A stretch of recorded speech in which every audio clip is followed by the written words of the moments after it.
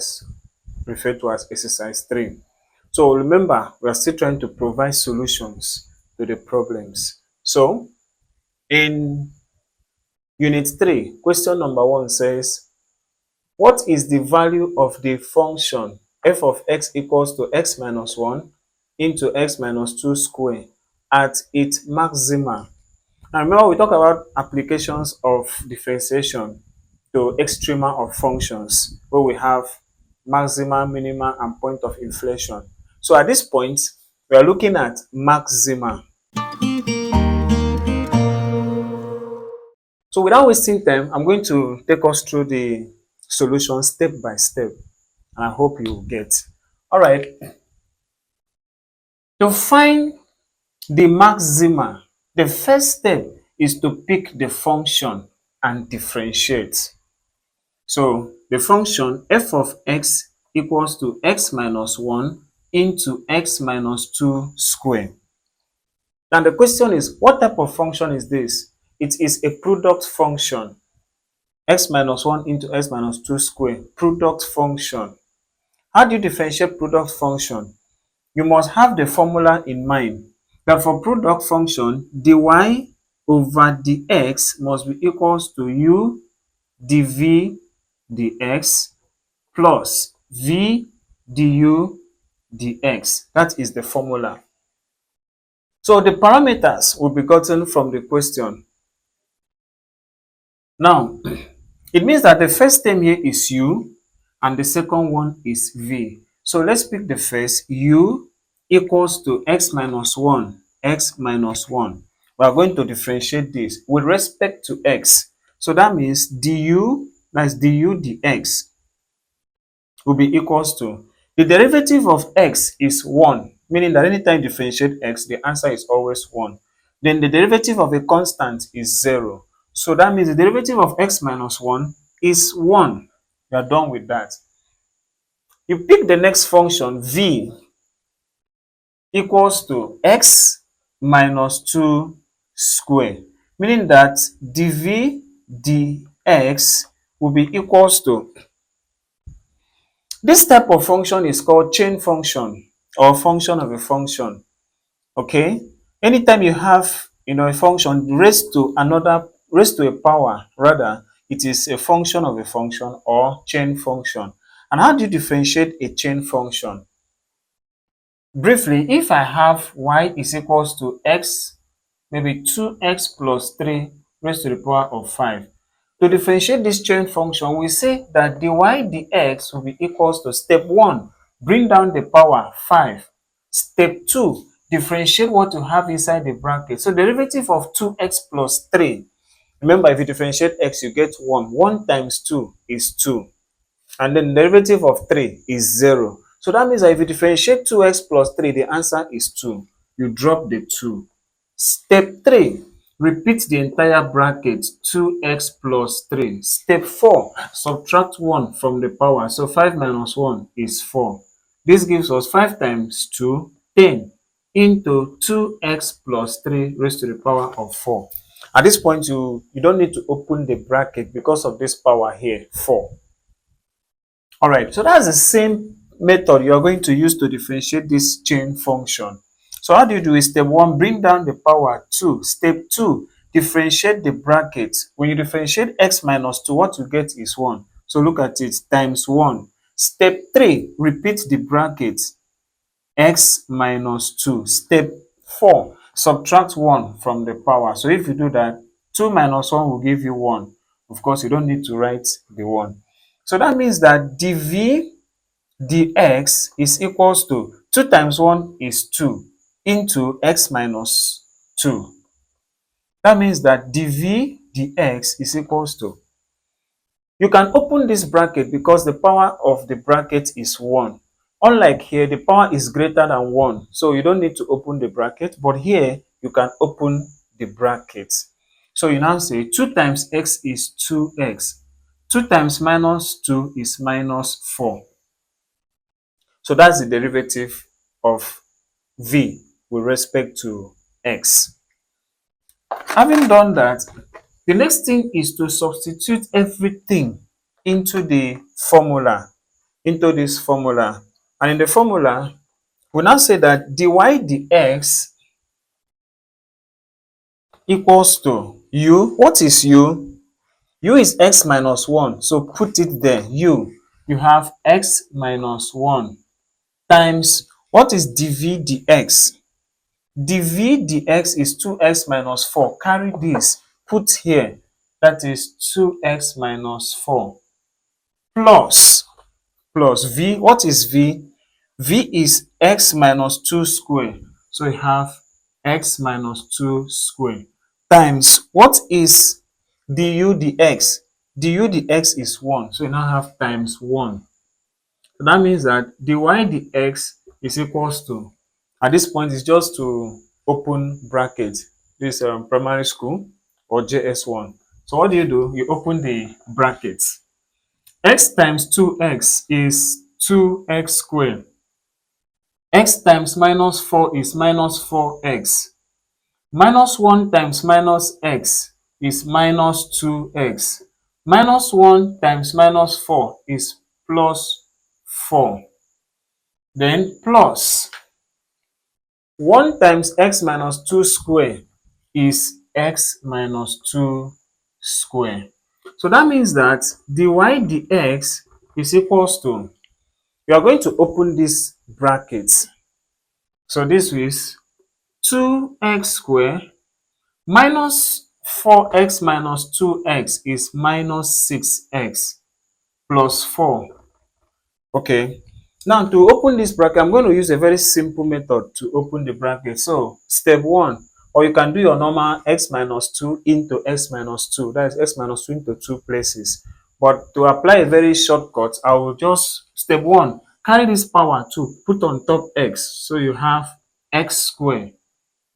Then use the power to multiply the two terms inside the bracket. So 2 times x is 2x. 2x times minus 2 is minus 4x. You have minus 4x. Step next. Let the power now take the last term. So you have minus 2 square. This minus, the power here comes on top minus. It changes it to plus. So you have plus and then 2 square, which is 4. So that means that dy over dx is equals to 2x squared plus x squared. Remember, the coefficient of x squared is 2. The coefficient of x squared is 1. So 2 plus 1 is 3. 3 what? 3x squared. Now let's go to power 1. Minus 6x minus 4x is minus 10x. We write minus 10x. And then plus 4 is 8. That is plus 8. You have plus 8. That is what dy dx gives us. So that means that after differentiating this function, I've used dy dx, I can use f prime of x, whatever. But after differentiating this function, this is what we get as the derivative of this particular function. Now remember, we're looking for the maxima. So the first thing we need to know is this, that at critical or turning point, dy dx must be equals to 0. So at stationary point or turning point, dy dx must be equals to 0. What does that simply mean? Look at dy dx. So dy dx, this must be equals to 0. And what is dy dx? dy dx is 3x squared minus 10x plus 8. So the whole of this, copy, paste it here, which means 3x squared minus 10x plus 8, okay, is equals to what? 0. That is what dy dx is equals to. Then we are going to find two values. Remember, this is now a quadratic, and we are going to solve this quadratically. And you know there are methods of solving quadratic equation: factorization method, completing the squares method, graphical method, and so on. But I'm going to use factorization method, and I'm not even going to use the full steps because it's not even interested. That's not what you were looking for, but you just need it to help us move on with this problem. So I'm going to use a shortcut to solve this. Now remember that in quadratic, when the power of x squared is a number greater than 1, you use that number to multiply the constant term. So 3 times 8 is 24. So in your mind, what you are seeing there is plus 24. So you are looking for two numbers that when you multiply, you will get 24. That's plus 24. And when you add, you will get minus 10. So if you break down 24, you see that the two numbers will be, when the middle term is negative, the two numbers will always be two negative numbers. But you know that 4 times 6 will give you 24. Because of the middle term being negative, you attach negative to 4 and you also attach negative to 6. Let's multiply. Minus 4 times minus 6 will give you plus 24. But minus 4 plus minus 6 will give you minus 10. So that means that the two numbers that I multiply to get 24 is this, and I also add to get minus 10 is minus 4 and minus 6. These are the two numbers. So how do I get my roots from these two numbers? Step 1, multiply these numbers through by a negative sign. So if I multiply this by negative, I'll have 4. And if I multiply this by negative, I'll have 6. The last step, I ask myself, what is the coefficient of x squared? The coefficient of x squared is 3. So divide both of these terms. Divide these terms by the coefficient of x squared, which is 3. So I'll divide this by 3, divide this by 3. So automatically, the roots of this quadratic equation, x is equals to 4 over 3, or of course 3 goes into 6 2 times. So these are the roots of the equation. Out of these two roots, one of them is maximum, one of them is minimum. And so the question asks us to find the maximum value. That's a maxima. It is one of these. How then do we know which of these numbers is maximum or minimum? We now carry out a test. That is the second derivative test, meaning differentiate the function the second time. All right. So what is the first derivative? The first derivative was dy over dx equals to 3x squared minus 10x plus 8. That was the first derivative. Now we're going to differentiate this function again. Okay.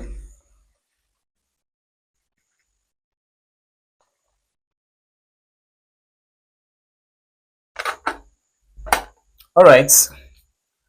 So let's differentiate this function again. That means that the square y over the x square is equals to, let's differentiate. What's the derivative of 3x squared? Of course, 2 times 3 is 6. Then 2 minus 1 is 1. So that will give you 6x. The derivative of x is 1. 1 times minus 10 is minus 10. The derivative of a constant is 0. So that's 0. That means that the derivative of this function now, which is the second derivative, is 6x minus 10. Having done that, since you are looking for the value of this function at maxima, then you must note that at maxima, the square y over the x square must be less than 0. If it is minima, then it is greater than 0. But at maxima, the second derivative must be less than 0. How? We proceed. So what that means is, take these roots, the values of x, and substitute into the second derivative. So let's go.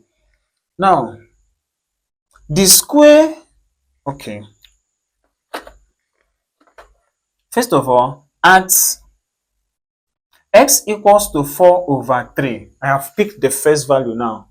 What is the square y over the x square? The square y over the x square is equals to 6 into, what is x? 4 over 3, put it there. 4 over 3 minus 10. So this is equals to 3 goes into 6, 2. 2 times 4, 8. 8 minus 10 minus 2. So it therefore means that the square y over the x square is less than 0. Is equals to minus 2, which is a number less than 0. Okay, let's test for the second value. That means that the square y over the x square will be equals to 6 into 2, put 2 in the place of x, minus 10, which is equals to 6 times 2, 12. 12 minus 10 is 2. So it is a number greater than 0, which means that is where the minimum point will occur. But since we ask for maximum, it is where the square y over the x square is less than 0. And it is less than 0 at which point?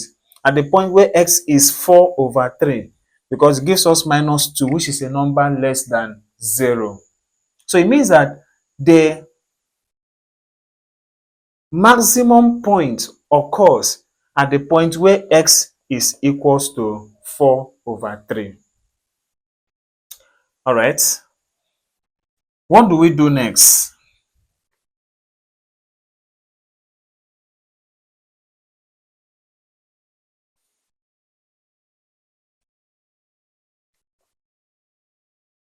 Pick the value. Pick the value x being equals to 4 over 3. Please note, I put 4 over 3 into the second derivative and it gives me a number minus 2. Okay, so that value minus 2 is less than 0, which means that that is where the maximum point is. Now, we pick that value now, 4 over 3, which is where the maximum point occurs, and put it into the original function. Of course, you know that f of x is the same thing as y. So we can say that y is equals to x minus 1 into x minus 2 square. Okay, at x is equals to 4 over 3, that is where the maximum point will be. So carry this value now, put into the original function to obtain your value of y. Remember, we always have the x and the y coordinates. So let's go. We now say that y is equals to, what is the value of x? 4 over 3. So come here, put 4 over 3 minus 1 into 4 over 3 minus 2 square. So y is equals to, this is a fraction. You have your way, you can say find LCM and stuffs like that. But then this the simple way I'm going to do this is over 1. So I will say 4 times 1, 4, minus 1 times 3, 3, all over 3 times 1, 3. Okay, into, that's a very simple way to clear fraction without finding LCM. All right, this is over 1. Over 1. Let's go again. All right, 4 times 1 is 4, minus 3 times 2 is 6. All over 3 times 1 is 3. All raised to power 2. So that means that y is equals to 4 minus 3 is 1 over 3. Okay. 4 minus 6 is minus 2 all over 3 raised to the power of 2. So it means that y is equals to 1 over 3, all right, into, when this power comes in, it will turn this negative to positive. So 2 square is 4, all over 3 square is 9. So that means that y is equals to 1 times 4 is 4, all over 3 times 9, 27. So 4 over 27 is where the value He said, what is the value of the function at its maxima? This is the value of the function at its maxima. Don't forget that in a curve, this is the maximum point, and the maximum point always occurs at where? Y-axis. So that is the point. This is the point where you have the maximum point. Okay, so the answer to this problem is 4/27, where you will have the maximum value of this particular function. All right, so that is how to deal with that particular problem. Let's take on example number 2.